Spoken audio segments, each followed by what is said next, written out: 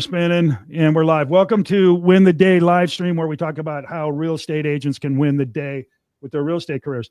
Now, I want to talk about a few things today. It is the first working day of March, and we've made some changes on here. Jackson Stanford's in here in Destiny's in Destiny's spot. Jackson's a new realtor, a year and a half, Jackson-ish, thereabouts. He's done a handful of deals. Okay, good. He's done a handful of deals. He's got some deals going now.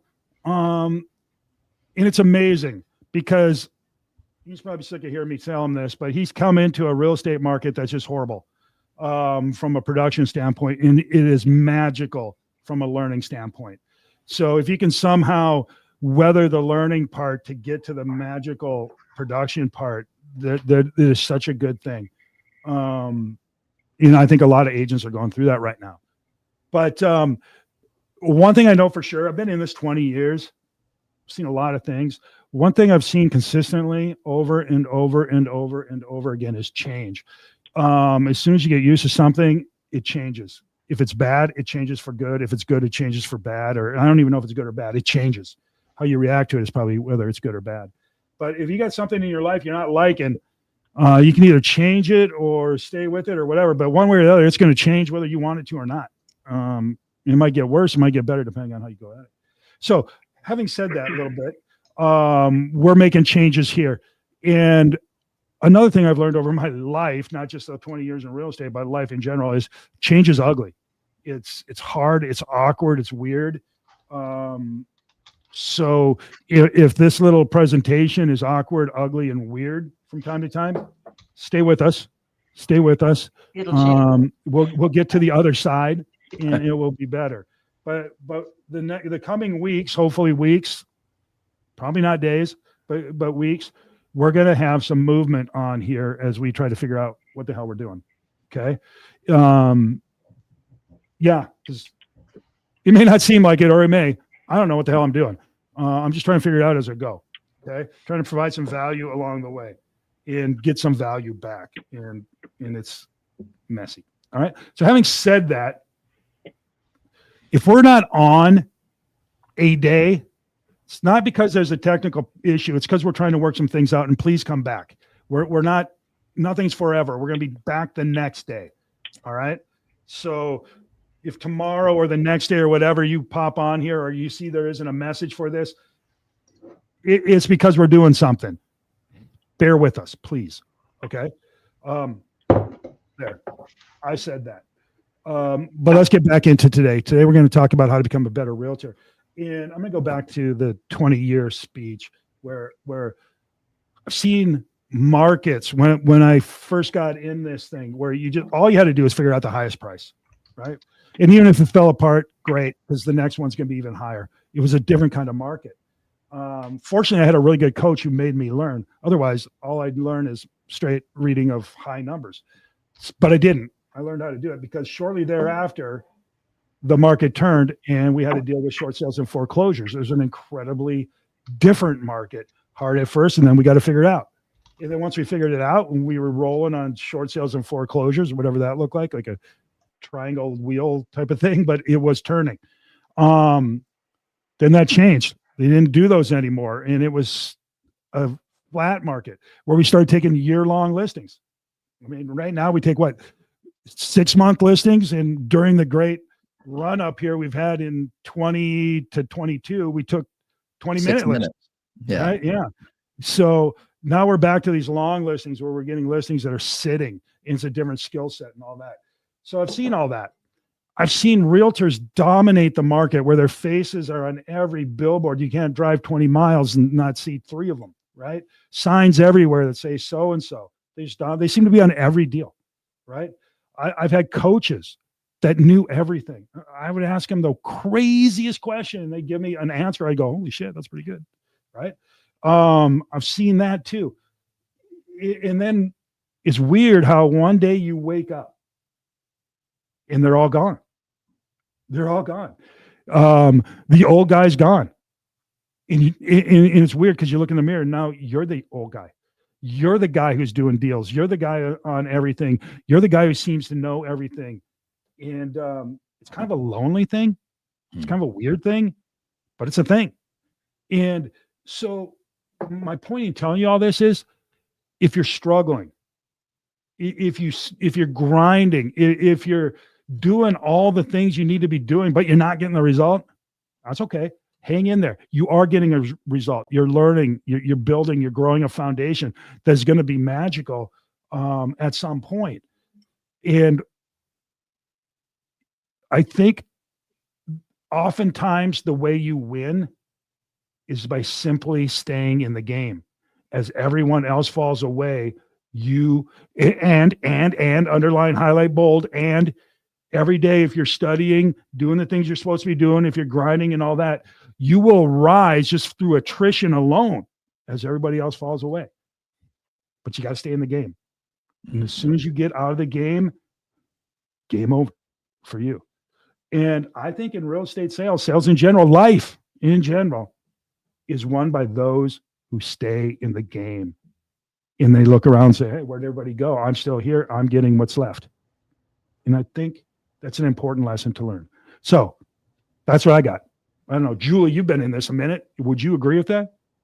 Yeah, I mean, so this is my 29th year, and I still think of myself as the new kid on the block. Wait a minute. You started when you were born? Right. But here's the thing about real estate can be a grind. And I just always keeps, and you've heard me say this over and over and over. People are going to continue to buy and sell houses. People need a place to live. So when the market is slow, people are still buying and selling houses. So you just have to work harder at getting your fair market share, because like you said, there's going to be attrition. People are going to drop out. Right now, we're seeing a lot of people dropping out. And it's kind of having a mindset of, okay, it's a professionals market for both representing buyers and sellers. And with sellers, you've got to not just price it right, but you've got to set the expectations with the sellers that you're going to have a regular conversation about, if we don't achieve these metrics, X amount of showings, X amount of viewings online, X amount of this, X amount of people at an open house. And every Monday morning you call your sellers no matter what. Nothing's happened. Nothing's happened. Nothing's happened. Or nothing is something, right? Right. But you're staying in touch with them and you're keeping that communication. You're not afraid to call them because nothing's happened. You call them and say nothing's happened. They know that. But when you've set up, it's a hard call, though. Is that fair to say? It's a hard call. Jackson, have you had to do this? It's a hard call. Yeah, a few times, and then even before you even take the listing, sometimes it's kind of a fail. I failed. I haven't got anybody. It's hard. Got to change. But if you set up the expectation that this is what's happening in our market, and you say, if this is what's happening, and we don't have at least 5 in-person showings, we don't have at least 12 if it's open house, if we don't have at least 400 viewings, whatever that metric is that you've determined, then we have to look at the other things that we can control. Jackson's on my team. Jackson, who's responsible for the price? Who determines the price? The market. The market determines the price. Yep. So when you're not getting showings, if you're not getting offers, if you're not getting results, why is that? Well, I mean, really, it's twofold. I mean, number one is your price too high, and just the market obviously is just not going to respond to that. And so as an agent, in my short time, it is the market responding. It's the market. Yes. It's the market saying no, rejection, right? Yes. And so either a few times you'll have to be on the call before you even take the listing. And if you just can't come to terms on price, you're not going to be able to pull out a magic trick and make something happen that's not there. And then B, when the market is telling you something by telling you nothing, which is no showings, nothing like that, you have to be able to call them and say, hey, look, are you still serious about selling your property? Because if so, we're not in the game right now. Well, and you have to be in a place where they can't criticize what you are doing, because that's the first thing they're going to do. They're going to say, you're not marketing my property. You're not, getting enough showings. You're not driving this. You're not driving. So you have to make sure that you've done those things ahead of time. Did you hire a professional photographer? Do you have Matterport? Do you have the floor plan online? Have you done drone videos? Have you done a virtual tour? I mean, what have you done what have you not done that they can criticize? Because they're not going to agree with you that it's the price right out of the gate. You have to pull away all the other things that they can point to say that it's you. Do you agree with that, Mark? Yeah, I think I go back to a saying that I learned a long time ago, and I know it's a double negative, and it's you cannot not communicate. And if you are not communicating, you're communicating. And the market cannot not communicate. And when we understand that the market's always communicating, are we picking up what it's putting down? If we're not calling, let's take it as an agent. If I'm not calling my clients, I am communicating. I don't value you. I am hiding from you. I am not a professional. If the property's not selling, it's communicating. It's saying we are overpriced. As long as, to Julie's point, we have communicated to the market in every language, whether it's drone, Matterport, virtual tours, everything, we've got to make sure we're putting out the proper communication, because we cannot not communicate. And part of our job is to interpret the message that's coming in and communicate that to our clients. So here's the thing, where you get in trouble, and Julie's right on this. Are you doing what you said you would do? If you are, then it's the market responding, right? If you're not, well, then you've left yourself open for a shot. Is that what you're saying, Julie?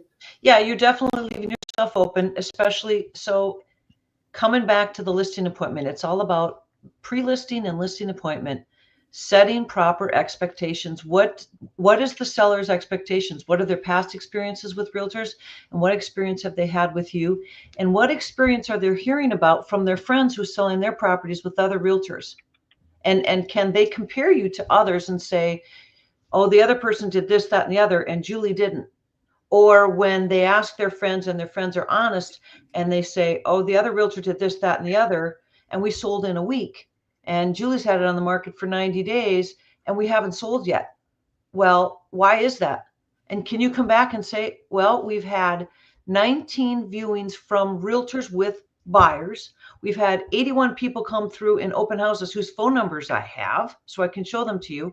We've done all these things, XXX, if you can show them you've done all these things, then there's nothing left but to say. And most people are fine with that. They'll listen to you. If you can't, then it's the mind. Their mind gets to choose what the facts are. And then they'll come up with stuff too.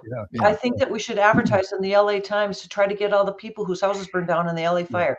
Right. You know what? They can go online and look at it. If they're going to move to Scottsdale, they're going to look in Scottsdale on the internet. Okay. So here, takeaway. Everything changes. If you're struggling, hang in it. Fine. Do what you say you're going to do and let the market be the arbiter, right? I priced it wrong. You priced it wrong. No, the market's rejecting where we're at. We need to change it. Okay, cool. Do what you say you're going to do. All right. Let me move on to something else. Recently, somebody, said to me they were unprepared. They felt like they were unprepared. You know what? Life is, yes, I get the Boy Scout stuff. I get it. Yes, always be prepared, whatever. Totally understand that. But here in the real world, things happen. And I'll give you an example. I got a call from a young man named Jackson Stanford on Friday. He's like, oh my God, I'm on the side of the road, blowout on my tire, right? I've got the traffic. Who'd you have coming, Jackson? Florida Department of Transportation, the Road Ranger on the interstate. The freaking Road Ranger is coming to save the day, right? And so can you imagine these cars going by 1,000 miles an hour? You got a flat tire, and then the phone starts ringing. It's a buyer's agent. Hey, I'm in your listing, and my people knocked a frame off the wall, and there's glass everywhere. Hold on, boom, another car goes by. Right? Is that the way it's worked? Yeah, pretty bang bang. And what do I do? All right, cool. Is it rented? I'll go over there and clean up the glass and whatever after they leave. Is it rented? They live here. Of course they do. They're like standing outside waiting to come back into their place. So who pays for it? Right? Were you ready for that, Jackson? Were you prepared for that situation? Yeah, I was ready for the finger pointing to start. Well, maybe they left a window open and that's why it fell. And then maybe that was a personal, very valued photograph that fell as well. And so I was waiting for that to kind of escalate into something like that. So my point of this all all is, you got to be ready for everything, and you can never be ready for everything. For everything. Yeah.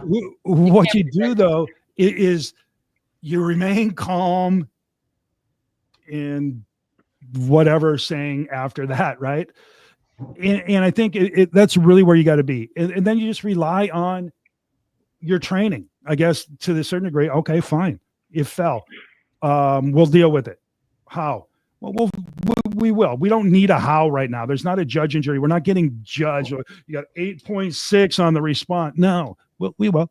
Just write an offer. That'll help everything. So what did happen, Jackson? Curious. This just happened. So basically, I went back to the buyer's agent when they got done, and I tried to get as much good information as possible out of them about how the showing went, obviously. And then turns out the showing went pretty well. We're moving in the right direction as far as that. So I went to the seller and said, hey, look, they were in there for about 45 minutes. They obviously really like it. They're coming back again. They want to take a look. However, while they were there, funny story. Yeah, the agent wanted me to let you know that the wind picked up really strong and a picture frame fell. She goes, oh, you know what? I've been saying forever we need to nail those down. That's no big deal. We'll take care of it. See? And it's one of those things where you can get in your own head before you pick up the phone and call and make it think, oh my gosh, this is going to turn horrible, blah, blah. But if you're coming there with the right intentions and you're nice and dealing honestly and fairly and say, hey, look, here's what happened. What do you want to do about it? Most of the time, it's not going to turn into a giant ordeal. Yeah, for sure. For sure. So have you guys had anything weird like that? Where you were prepared but unprepared? There's always something weird like that. You can never predict. Right. I had a listing one time where we were doing a broker tour, and all the homes on the tour had to be in luxury territory. So they were all big, let's just say that. And so all these agents who are coming to this, you figure you're going to do some walking if you're in large square footage homes, right? And there's going to be different floor surfaces, etc. Well, my listing was a 10,000 square foot house. And mother-in-law place? right. A little attachment and an ADU. Anyway, one of the realtors was walking across the floor that was a polished hardwood floor in her spike heels that were about 4 inches high. I see where this is I'm like, going. what did you wear those for? Come on. She wiped out. And so, Why am I laughing? yeah. So she wipes out, and someone on the tour, everyone's like, oh my, blah, blah. And so she goes to the emergency room. And when she left, everything seemed to be fine. So, wrap up the story. She gets to the emergency room. Her husband meets her at the emergency room, and they decide, oh, wow, it was a former baseball player, a Hall of Famer guy. He's got do-re-mi. We should sue. Let's sue this guy. There we go. So they did. Nice. But it turns out that most homeowners insurance has a coverage for like a max or something like that. A massery. Yeah. So anyway, they came back. And the funny thing is when she left, after she wiped out, there was nothing wrong. But they sued that she broke her leg. That hurt? Or so I don't remember. It was something that had a previous injury, basically, is what we found out. But she showed up with a neck brace and an eye patch. Yeah, right. Lord. It's just like you just never know. Like, but one thing I would say when weird stuff happens like that, one of my favorite answers is, I don't know. Yeah. Yeah, for sure. Okay to say, I don't know, but we'll solve this. I don't know, but we'll figure this out. I don't know, Yeah. I don't That's know. what we did, Jackson. It's okay to say I don't know. Yeah. I've got a good friend named Melissa who went on one of her very first listing appointments. And as she was walking across the yard to shake the person's hand, she hit a root and face planted. I mean, white pants, stains, everything. And she was so humiliated. And the person was apologetic, what have you. Well, she didn't get the listing, but it expired. And they came back to her and they said, you know what? This is your listing. And she sold the house, but she didn't, she just laughed it off of, well, this is what happens. Stuff happens. So someday I'll tell you about the one where we had a showing, the guy fell and died. Ooh. Blood everywhere. We had to get hazmat suits and we had to call the owner with a feedback. Oh. That's for a different time. That was a Um, worse Your story. listing kills. Why people getting sued? She No fell doubt. in their house wearing her spikes. Fortunately, he signed before he fell. No, but the fact of the matter is, you simply cannot be prepared. The way you prepare for everything is to strap on a pair of roller skates and be ready to go wherever you need to go quickly, Mhm. right? And just remain calm. And if you're not going to do something because you don't feel prepared, you're done. Go do something else, right? You got to be able to think on your feet. You got to be able to take in the information, process it, say, I don't know. Give me a few minutes, a day or two. I'll get back to you. We'll get this figured out. I'm confident we can get this figured out. Are you going to feel a little exposed going into things? Yeah, for sure. I've been doing this 20 years. There's oftentimes I go in going, oh my God, I hope this works. You What the hell can't am I know doing? everything. There's You no just- way. And when people pretend to know it all, you Yeah, know, look I don't out for trust them. them. That ruins their credibility. Yeah. Mhm. Yeah. No matter what, no matter how many years, how many deals you close, you're never going to know it all. It's a constantly changing, evolving, dynamic thing. And sometimes you get lucky. And here's the thing. Be as prepared as you can. Don't be just, oh, let's just see. No. There's things you can prepare, and there's things you should do for sure. Mhm. Always look nice. Always know your stuff. The basics at least, and you'll be fine. And then Yeah. do the tap dance. Okay, Control your controllables. there you go. Perfect. And Okay, the rest is so- breathe. Yeah. And believe me, I'm a spaz, more so than probably most.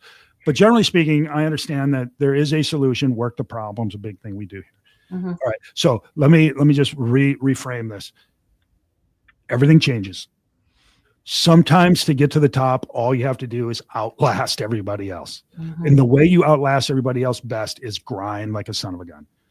Do the previews, right? Study the market trends, talk to the owners, do the basics, and you'll learn just cause I mean, even if you're trying not to, it seeps in. I proved it by graduating. Stay in there. All right. You can't control everything. You're never going to be prepared for everything, but you can be more prepared by remaining calm and being willing to tell somebody, you know what, let me chase that down for you. We'll get you an answer. Right. Yeah. Mark, last words. I think you've said it well. Is just, and I like what Jackson said, is control the variables you can control. The rest, step back, take a deep breath, and it's usually not going to be as bad as you think it's going to be. Work the problem. People die in your listings every now and then. It happens. Yeah. Yeah. Seriously. Yeah. Can we get in there? We got the hazmat guys showing up. Yeah. Hazmat? What the heck? There's blood everywhere. Okay. Good. Ugh. Julie, last words.